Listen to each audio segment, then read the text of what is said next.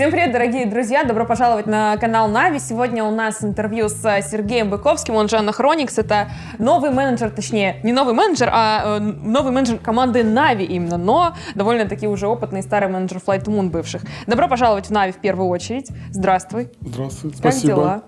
Да, отлично. Отлично. Ну тогда давай немножко поболтаем и о твоей жизни, и о команде, и обо всем.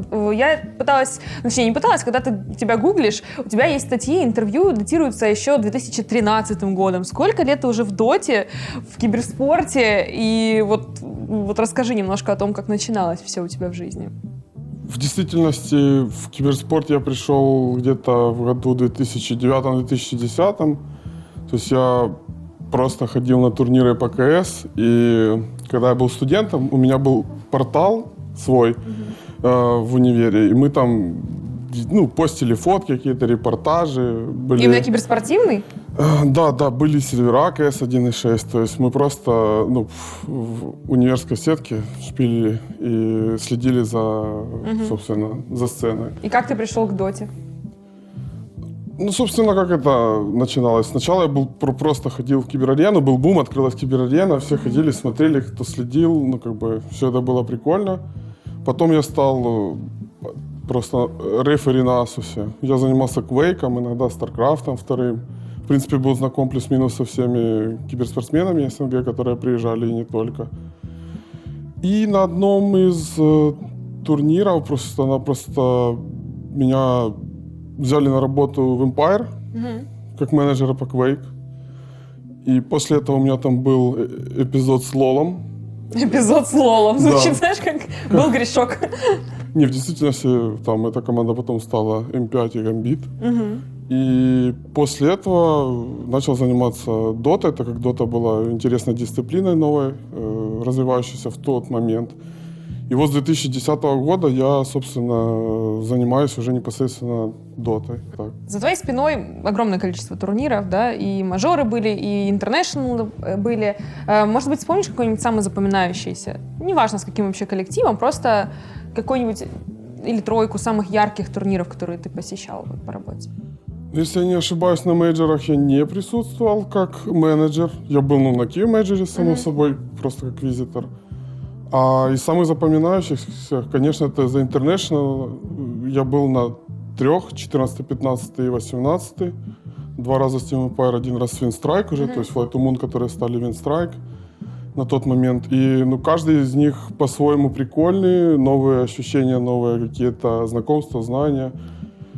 Но в целом, наверное, очень запоминающийся был 15, 18. В 14 просто мы там быстро покинули турнир, давайте так это назовем. В 15-м имели шансы выйти, и там очень обидно вылетели, мы отлетели от корейцев. А в 18-м, собственно, это уже International в Канаде, он тоже очень крутой, это новые эмоции. Наверное, 18-й все-таки самый-самый такой запоминающийся на данный момент для меня.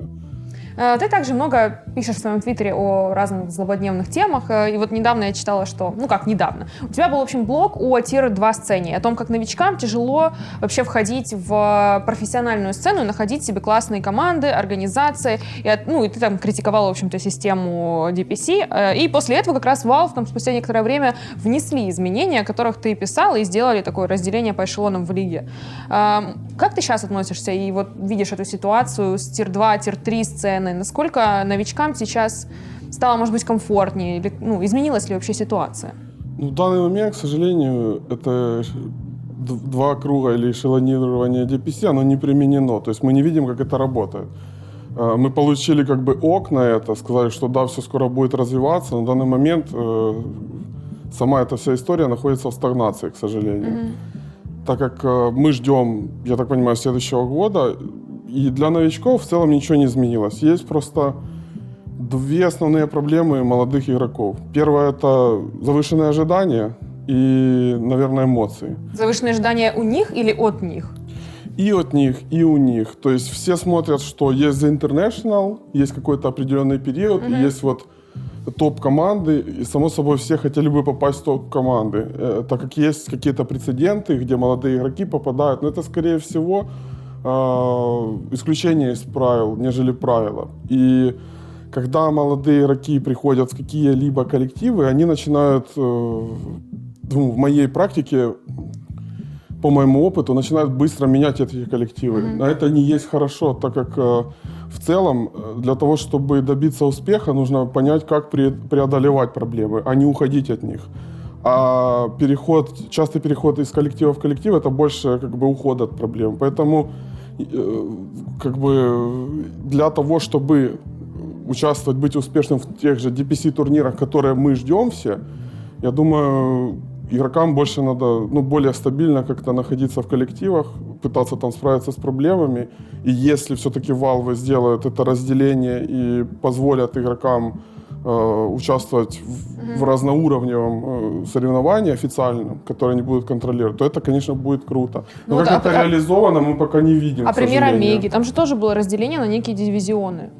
Омега-лига — это, в целом прикольный турнир, но если посмотреть... Он не DPC, да, но если посмотреть на рейндж вообще этих команд, то, в принципе, в Омега-лиге, в дивизионе, который назывался Divine, да, там нет каких-то тир-3, тир-4 команд. Там все довольно-таки сильные коллективы, и там тоже сложно соревноваться. Я говорю, я в своем блоге, скорее всего, нарушал проблему социального лифта игроков, которые куда-то приходят, заключают какие-то контракты, у них нет еще опыта, они не понимают, как к этому относиться, как двигаться, какой опыт они будут приобретать в дальнейшем. И тут я больше затрагивал ту историю, что мы гипотетически, взяв сейчас, в общем, если сейчас в команду придет какой-то потенциально гениальный или перспективный игрок, он просто может потеряться в этом всем, так как никто его не заметит, так как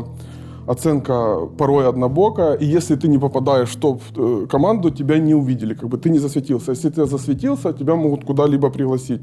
Но в топ-команды игроки попадают только так называемым сезонным, натуральным путем. То есть, когда происходит сдвиг. Кто-то ушел в инактив, нет условно какой-то позиции, там 1, 2, 3, 4, 5, и берут молодого игрока, так как он или в топ ММР, или где-то засветился. Или, как правило, эти два условия. Вот я хотела как раз об этом поговорить, как происходит подбор новых игроков, как меняются старые на новые. То есть обычно, мне кажется, в СНГ в первую очередь ты ищешь своих друзей, своих знакомых, кто свободен, кто фри-агент, или брать кого-то в трайл, либо ты открываешь топ ММР и ищешь каких-то молодых новичков, рискуешь, да, и берешь каких-то молодых талантов.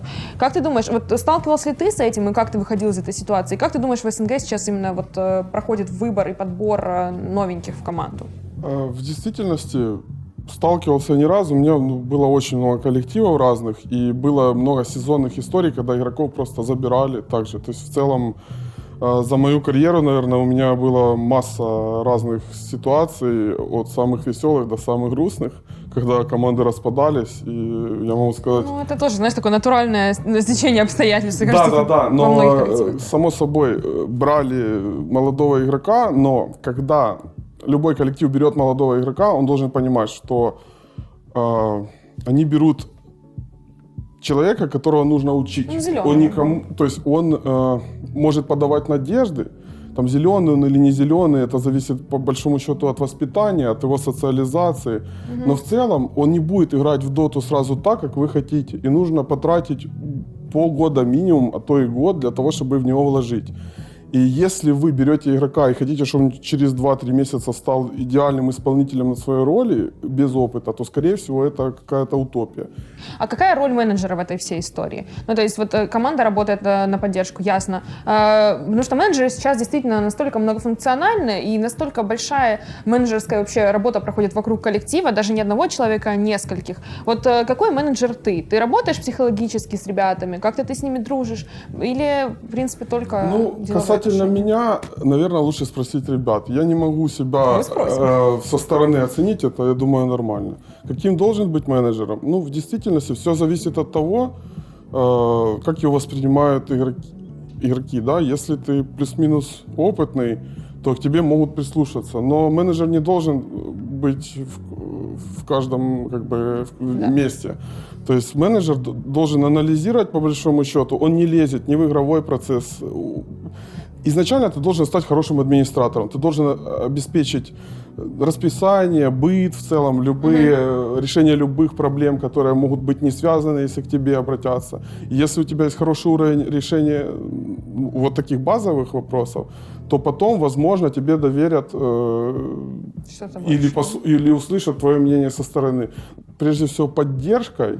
И если к нему обращаются, то он может, выдать свое какое-то мнение и повлиять на, собственно, результат. Давай поговорим немножко об FTM. Ты давно уже, наверное, с самого основания, да, с ребятами? То есть вы потом переходили в Winstrike и потом обратно в FTM. Расскажи немножко вот о истории FTM и как мы пришли вот все-таки к Navi сейчас. В целом, Flight to Moon создавались просто как стак. До эпицентра еще, вот мы играли StarLadder. После VSG, я помню, такие разговоры, да, еще были там. Была команда просто, то есть, как получается, я был в проекте М19, и там закрылась Dota. Оттуда мы начинали миксовать это все там, потом Dota закрылась, и так или иначе она отдельно ушла. И я просто сказал там менеджменту, я буду параллельно вести Dota у нас нет, в принципе проблем нет. Там был LoL, PUBG и так далее. И я был просто киберспортивным функционером вот в этой области. На эпицентр вы уже спустя какое-то время приехали, да, когда уже отыграли что-то? Мы отыграли StarLadder, я уже не помню там результат, по-моему, топ-6 там было. На эпицентре вы взорвали, конечно, там все, вы круто. На эпицентре в действительности было тоже масса проблем, но нам повезло, мы переключились, но это уже старая история, то есть в целом мы смогли, да, там в общем, заявить о себе. Да, потом вы перешли в Winstrike этим же составом, да, поиграли там, вышли на TI, и потом все-таки пошел какой-то кризис, распались, и ребята разошлись. И вот сейчас мы видели FTM как возрождение, и они снова начали показывать ребята результаты. И расскажи, как это все перешло к Navi, как эти переговоры начались, немножко дай нам инсайдов о том, когда, возможно, вы начали общаться по поводу перехода? В действительности все произошло очень спонтанно, в плане... Мы всегда играли без организации, так как это дополнительный, скажем так, у меня была еще занятость, связанная с киберспортом. Я 2 года, из Winstrike я никуда не уходил. Я занимался там молодыми командами, вот, и параллельно вел еще команду. И параллельно занимался FTM. И когда пришел Роджер, и так в воздухе витало, то есть в целом было бы неплохо получить поддержку, да, но вот Роджер, он как-то больше был таким катализатором в плане, он пришел, дал какую-то оценку и сказал, ребят, нам, скорее всего, нужна где-то, возможно, поддержка человека со стороны, какое-то мнение, и в целом нам надо на буткемп ехать, давайте что-то думать. То есть нужен тренер и буткемп, да? Да, и, то есть, просто игроки обратились, говорят, поспрашивай. Пойди к организациям и предложи. Роджер вот это вот все, да, договаривался? В целом нет, мы сели вместе, обсудили, но такой именно посыл, как катализатор, был Роджер. Давай закроем немножко тему с переходом все-таки на том, что объясни, что такое трайл, что нужно сделать вам или каких нужно добиться результатов для того, чтобы вы перешли уже 100% в Navi, или это уже состоялось. Просто объясни для зрителя, что значит статус трайл все-таки. Вы знаете, именно со статусом трайл, де-факто что это означает? То, что... Испытательный срок. Есть испытательный срок, то есть мы стараемся работать... Он конкретно по сроку, сколько это будет? Нет, такого нет, но в целом мы дали по рукам и осознали одну вещь для всех, что работа с коллективом должна быть взаимовыгодной. То есть, само собой, и мы должны показать результаты и взаимодействия с медийкой, и к нам тоже...